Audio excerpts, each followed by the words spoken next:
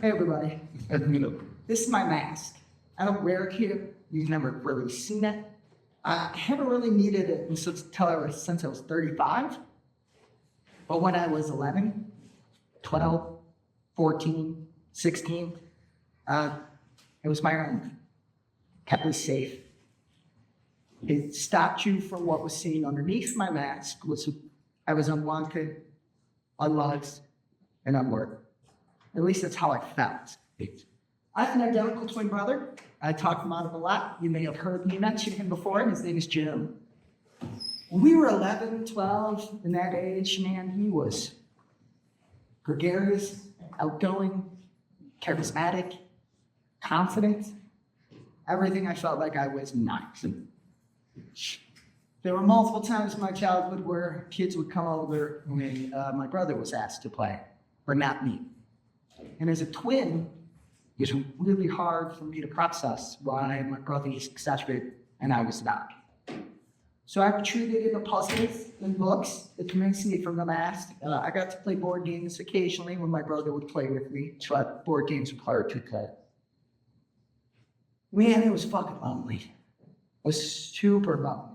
What else to do? So I built the mask, right? The blue pieces are my brother JB. I just started pretending I was him. And it worked. I got friends. So then I couldn't stop.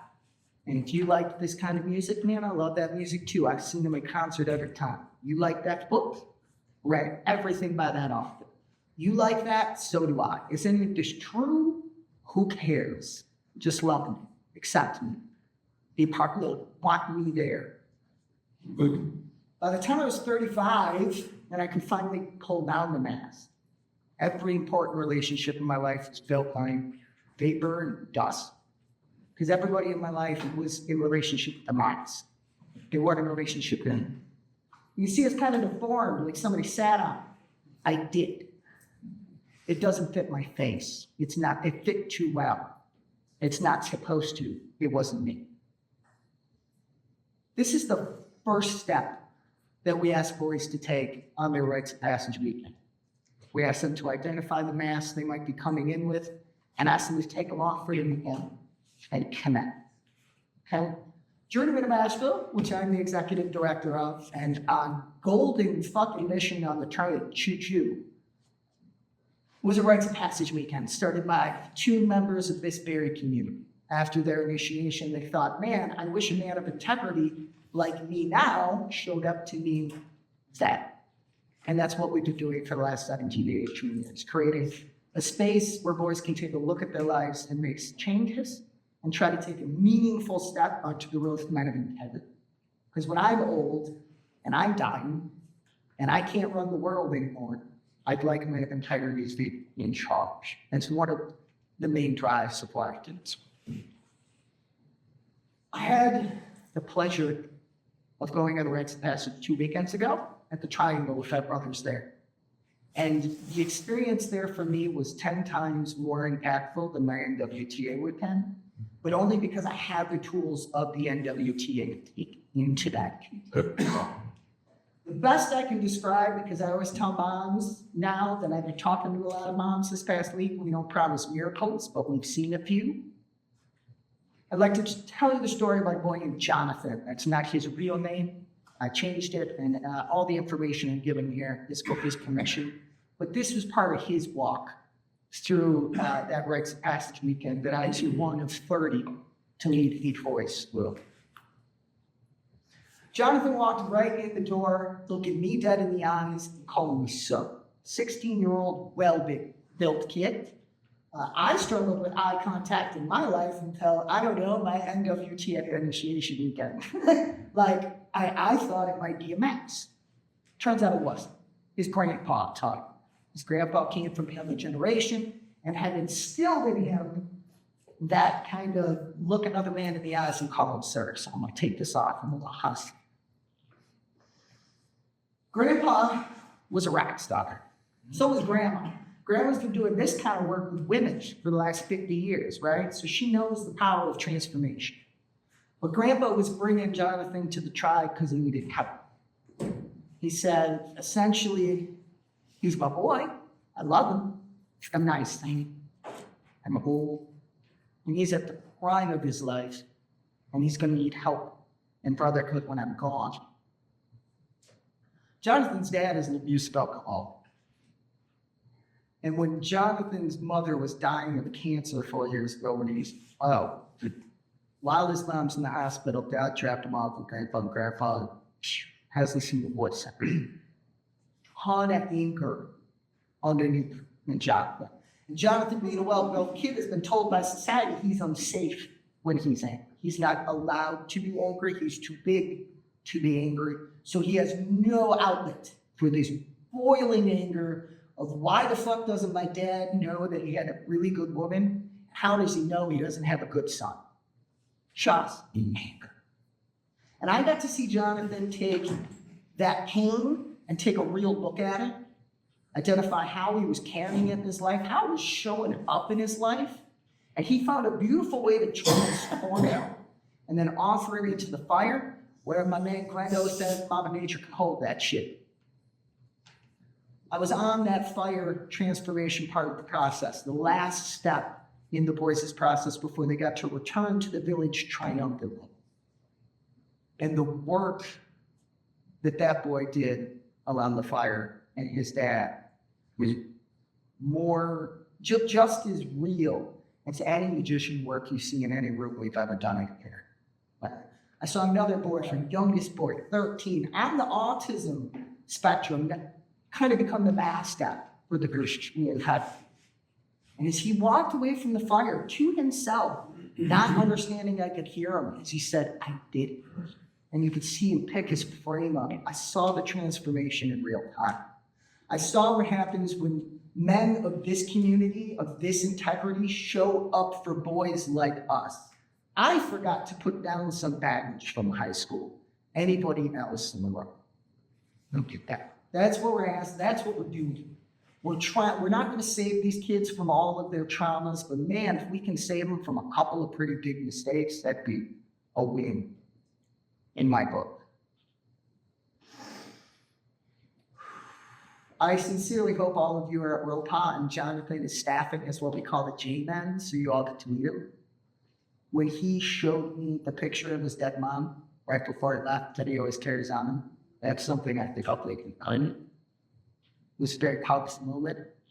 Where many powerful moments throughout the weekend. Not only do we teach them this transformation, we teach them about how do you identify your gifts and how are those coming to the community. Skills aren't gifts. These are two different things. What are your natural gifts?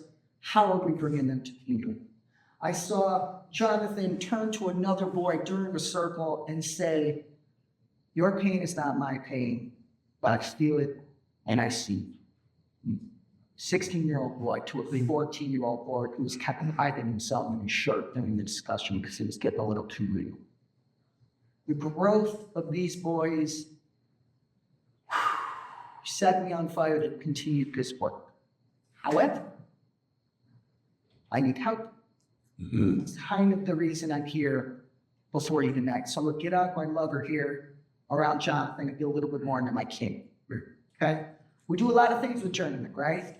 We go into the schools. Miles Wilson, if you're here. Timothy Berger, if you're here. Noah Martin, if you're here.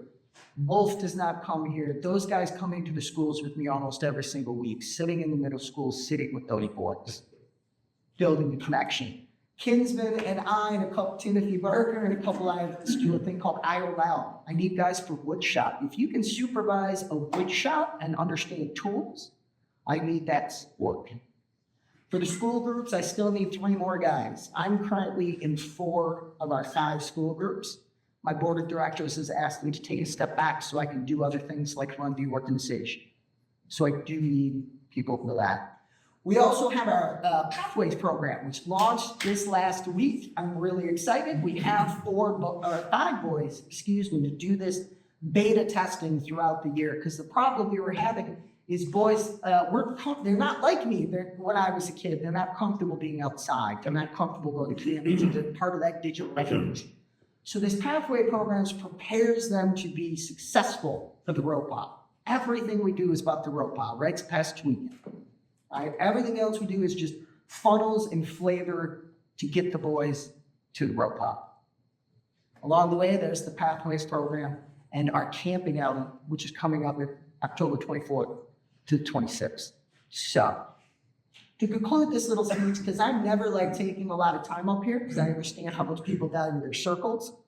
As I drop fully into my king, I ask you to close your eyes or soften your gaze, both feet on the floor. So I'd like you to be warriors while I'm in my king. If you can actually put yourself on a battlefield right now with me, that's where I'm at. If you can hear the cadets in the background training, that's where I'm at. That's the space I'm asking for you to meet in. I wrote this all down to make a proclamation. In the spirit of that warrior, I'm calling forward those who are ready to stand with me. I still need 5 champions. 3 of those are for school groups like I just talked about. 1 is a J-Man coordinator. J-Men are boys that went through the rope pile last year and now are coming back to help boys come through. Consider them mentors and training, right? I do need a volunteer to kind of organize and help run that group, as well as a mentor coordinator. The mentors get together once a month, train facilitators, train to be better facilitators for both the in-school groups as well as the rope pile. Okay? Those are the 5, consider it a weekly commitment. The schedules change, but those are 5 guys I still need for big commitments if this calls to you. But outside of that, in the small ways, we need, for the upcoming quests, we have a camping outing, October 24th to 26th. Robbie was here. I saw him here. Robbie, my man, has donated the use of his land for us to come out and hang with the boys for this weekend. Robbie, is your land ready for me to go do that? Or do we have a little bit of work you need to prep on your land in order to make that happen? So a little prep. Little prep. So if you're interested, I've got a good crew for the camping day. We're pretty good, right, on my staff. If you want to come hang out, I love people coming and hanging out, right? But the weekend before, I'm going to have a prep. I need to prepare the field for battle out at Rockleys. I'll take all hands on deck to help with there. We have a nice little community day as this organization. For the rope pile, May 28th, the weekend is the date. For those that have been asking, I said it today. The weekend of May 28th. For that, I need the elders, I need the drummers, the magicians, the musicians, the facilitators, all of you of my community for that program. Like I said, if you caught it, 30 men walked 8 boys through the rope pile. I'm trying to get 16. And I've got 12 men I can come in right now to do a rope pile. Right? So I need 18 more men. Now, the brothers out the triangle are sending us support, man. They'll probably send me 8 to 10 of those. It still means I need 8 to 10 of you. Lastly, on behalf of the elders, I have limited cabin space out at Robbins. This is a tenting excursion, and my elders do not want to sleep on the ground. If you have a camper or an RV I could borrow for the weekend to put an elder up, awesome. If you live in the Weaverville area, get with Robbie. If you live within 10, 15 minutes of him, where you can open up a bedroom to an elder for either the October 24th through the 26th weekend or that May 28th weekend, I can use support for the elders so they don't have to sleep on the floor. Finally, don't tell me you're in. Show me you're in. My cards are over there. Fill out the mentor application. Then I can take you seriously that you're in, and I can start running the way. Okay? Man, we talk a lot about in the society that you're supposed to find a job that you like doing over just to pay the bills. I'm truly blessed that I'm finally in a position that pulls all of my heart's bases together as one. I'm not asking anybody to lead the charge. I'm asking for support while I do. I am on mission, boys. I'm rolling like a freight train. I don't need you on my train forever, but I'd like some guys for a couple stops, right? We can do some amazing things in this community. We've been doing amazing things as this community for 18 years. I am now in charge of this, and I am officially asking for this community's help. I love you all very much. Thank you so much. Grab a card and go have a great supper. Thank you.